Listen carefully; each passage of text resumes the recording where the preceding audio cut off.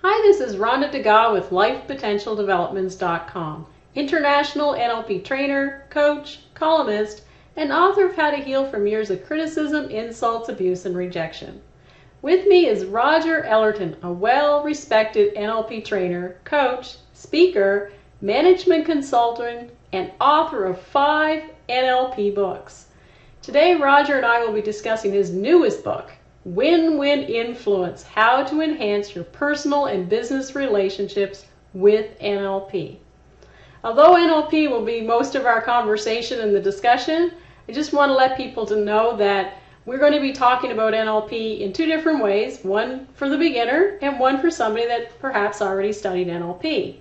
So today we're going to talk to Roger about, in general, about the preface of the book and maybe a couple of chapters. And then in subsequent discussions, we'll talk about the other chapters. So I want you to please look for the title of Win-Win Influence for further discussions. So welcome, Roger. Oh, fun to be with you. So I'm going to get this started by asking you, the simple question: what inspired you to write this book? Oh my goodness, that is a big question, at least for me anyway. And there's several aspects that went into the thinking behind this book. One is, of course, the whole idea of influence. And you and I and our viewers, we're engaging in influence situations several times each day. And those influence situations could be within our family, as a parent, as a spouse, or with our parent. It could be at work with our co-workers. It could be just with friends on the street, or with a salesperson in the local convenience store. And it could be in something in terms of a real sales activity, in terms of buying a car or selling a car to someone. So these sales opportunities engage us each and every day. And I don't know about you, but I know there are many people who have difficulty with these influence situations. I was certainly one of them. In that I can think back where there's situations where I didn't always ask for everything I wanted. Although it was available to me, I just didn't feel good enough, I guess, about myself in terms of asking for them. Or there's also situations where people are in a sales situation and they give, a grad sale is a good example. They give things away just because they feel they should. They don't think they have the right to ask for something. Or in a purchasing situation, they pay more for the product because they just don't have the wherewithal, the good feelings for actually asking for a discount or looking for what else is possible. So that was one situation. And also, as you know, NLP is very, very powerful as a communication model. In fact, in my mind, it's probably the most powerful. And in any influence situation, indeed, any time you get together with other people, I always say there's 2 conversations going on. One is the conversation you have with yourself, and how useful is that? I mean, I knew we were going to be speaking this afternoon, and if I had a conversation with myself, oh my God, what do I do? I can't really participate on this online video, etc. Then what kind of conversation would I have with you if I had that conversation? And a lot of us have conversations that hold us back before we engage other people in a situation. And so NLP is a very, very powerful communication model. So that I thought was very important in being part of the book and tying it together with those people who have difficulty. And then, of course, I'm sure you've seen a number of books written on NLP, and some of them talk about persuasion or influence, and a few of them talk about 1 or 2 techniques, but they don't look at the whole influence process. And my book covers the whole influence process, but also some of them talk about more as to how I can take advantage of you. For you to buy into my idea, my product or service, and for me that's not a good use of NLP. And in fact, today I came across a situation where a person was actually flogging some NLP material, and it was titled, I think, "Weird Ways to Hack Your Mind." And then he talked about using slick language to actually suck the other person in. And that, I'm sure as you hear it, you're probably cringing a little bit, and I certainly did when I read it, because really good influence situations are win-win.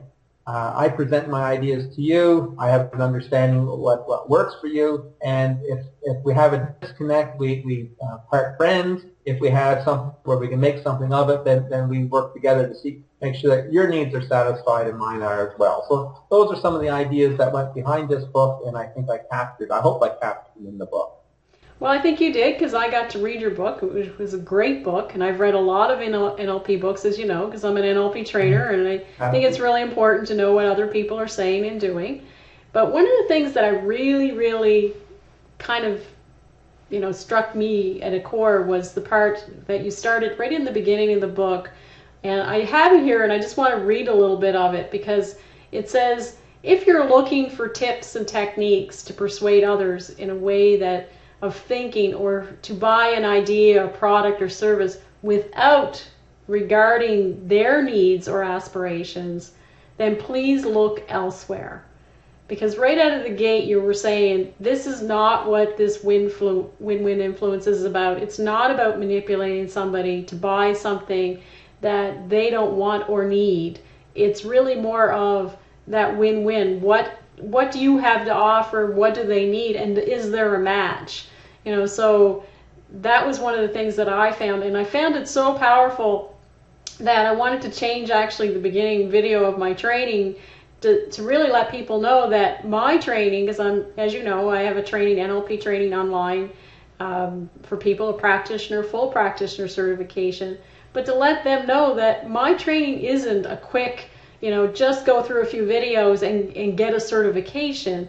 And it's not about manipulating anybody. It's about, step-by-step process of learning NLP, incorporating it in your life, empowering yourself, empowering others.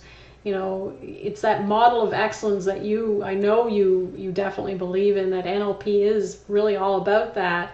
And it's a full 120-hour course. So if they think it's a little light course, I'm going to do a little bit and get a certification, well, I like what you said. Please look elsewhere, because it's not that. And I think I will do a video and re-edit my video, because when I read that in your book, I thought, wow, this is where I like to read and learn more of, because you have a great, I read other of your books as well, which are also really good. But when I was reading this one, I thought, that really hit home with me, because it was really that you're talking about tips and strategies and stuff to help with friends and family and coworkers, and you're giving all that information, which is wonderful. But you're also setting apart that it's not about manipulating somebody or trying to get your own way, or what was that word you used that was in another book? Suck them in. It's not about that. It's not about that, and it's really about developing that relationship with the other person, and that's where I said, yes, Roger is in line with me. I think I want to talk to Roger more, because as an NLP trainer, it's nice to have like-minded people in the world, and I'm glad that we got to know each other a little bit, and that we're doing this together, because it's a lot of fun that way. So as far as NLP goes, why don't you tell people what NLP really is, for those people that may be new to it? Wow, that's another big question you've thrown my way. I guess I'll start just for me, without any technical definition. NLP for me is simply personal excellence. My own personal excellence in terms of what I do every day, and also how I interact with others. And if I can support others, I support them in an excellent manner.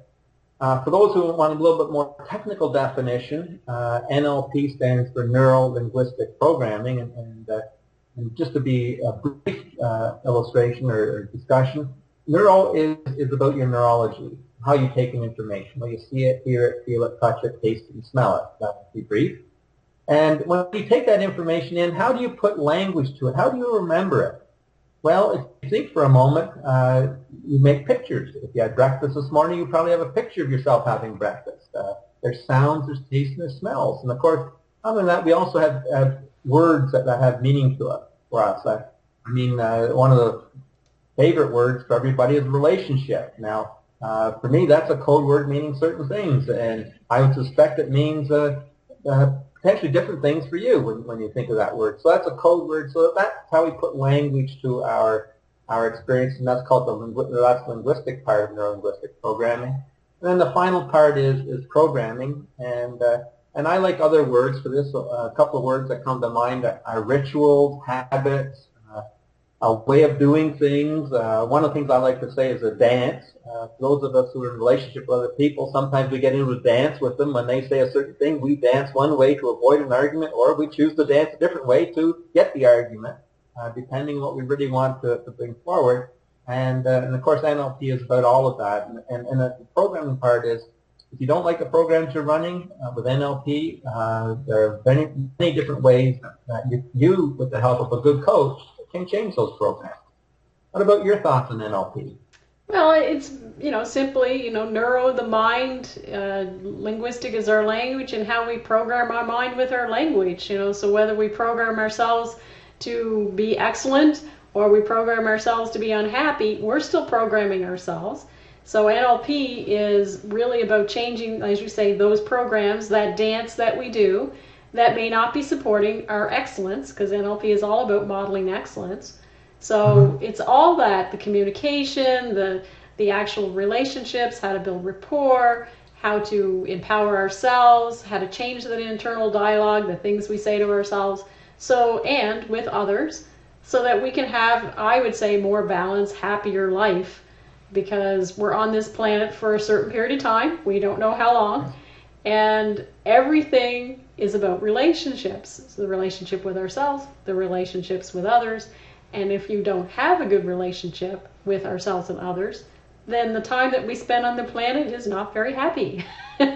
So, NLP has been a big impact in my life.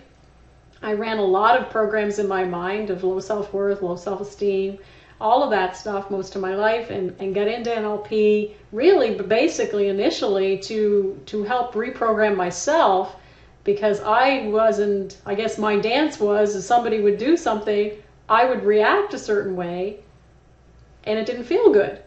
So I needed to change that, so that, because as we know in NLP, it's not about us making other people be somewhere, because that's not influencing people properly, but really changing and being flexible within ourselves so that we can change. So I think that's kind of the whole thing, that NLP is really a model for excellence, of excellence within ourselves, and to help other people as well to be excellent.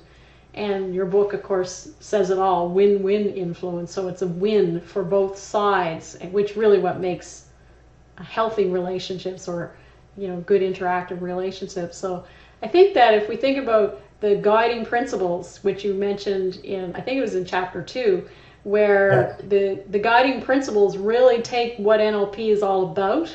Yes, there's a lot of techniques. People get wrapped up a lot in the techniques, and the techniques are wonderful. But we also need to consider the importance of the actual guiding principles, which we call in NLP presuppositions.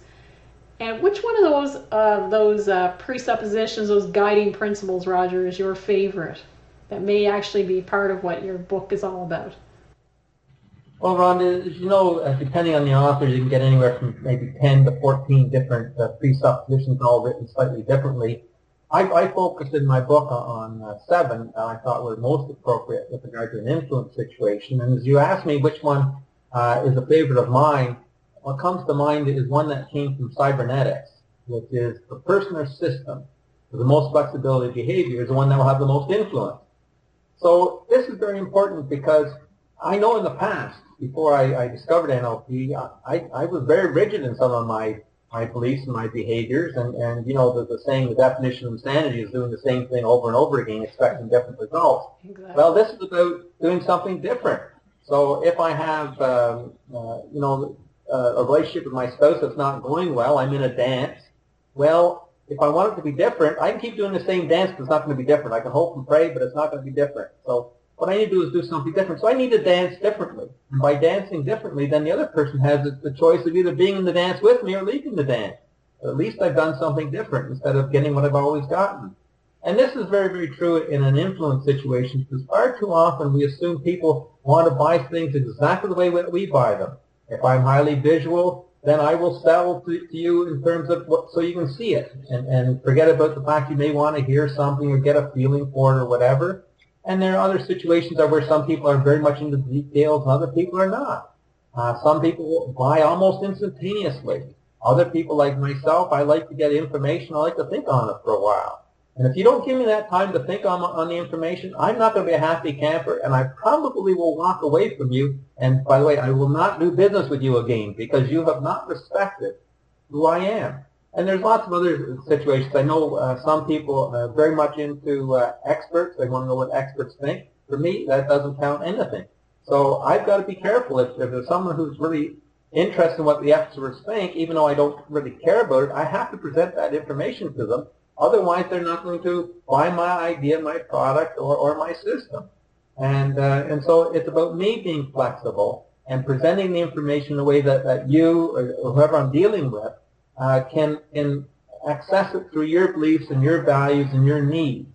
And so that's why that's a very, very important presupposition for me, and it really forms a good part of the book. What about your favorite presupposition? Well, I have my favorites. I think they're all very valuable and very good. Of course, one that pops in my mind when you're talking is respecting each person's model of the world, which isn't necessarily my favorite, but I think it fit perfectly in what you were saying, because when you were talking about, you know, your basic buying strategy or you need time, you know, so if I was going to do a sales process with you, I would definitely have to say something, knowing what you already told me about yourself, that, you know, oh, well, Roger, why don't you think about it for a couple of days and let me know, you know, at the end of the week or in a couple of days, what, you know, if this is good for you, or would you like me to call you then? You know, something like that of a follow-up. I'm listening to you now. Yeah, because I'm respecting your model of the world, that's the way you process, and you need to mull things over for a few days, think about it, and then make a decision. So, you know, even if I was, and I'm not, a quick, you know, on the spot buyer, then I wouldn't be forcing my way of buying on you, knowing that that's not your way of buying. So we would have a better relationship by actually noting what it is that's important to you and being flexible enough to, you know, back off of my, you know, I already know this is exactly what he wants, let's buy it now, rather than doing that, letting you think about it, and then even following up with you, maybe with your permission, you know, would it be okay for me to follow up with you in a few days? And if you're going to say to me, well, no, I don't want you to call me, I'll call you at the end of the week, then I would respect that, you know. So either way, that would be a win-win, and I think that's where that presupposition fits perfectly with your book as well. And my favorite is the one that fits with me a lot, is that every behavior has a positive intention. And as you know, as a trainer and coach, that's the one that people are most challenged with, because they think, well, the behavior is not nice, it's not good, and therefore how can I think it has a positive intention? But when you think and consider the positive intention for the other person, and not saying that you have to necessarily agree with the behavior, but when you understand it, then it allows a better relationship, because you're considering what's going on with them. And even myself, you know, when I do a behavior and I think, well, why did I react to that person? Like, what did they say that I felt bad? I walked away feeling bad. Then I can consider what was the positive intention behind them and what's my positive intention behind my reaction. And I think that opens up, you know, more chances of settling arguments, disputes, and having a better relationship with other people when you start to consider what's the positive intention behind that. So that kind of fits with me a lot, and of course, being the author of How to Heal from Years of Criticism, Insults, Abuse, and Rejection, it's a lot of other people's behaviors that have the influence, and that's what I really get into in my book, because that's why I think that was important to me, what I needed to fix for myself first.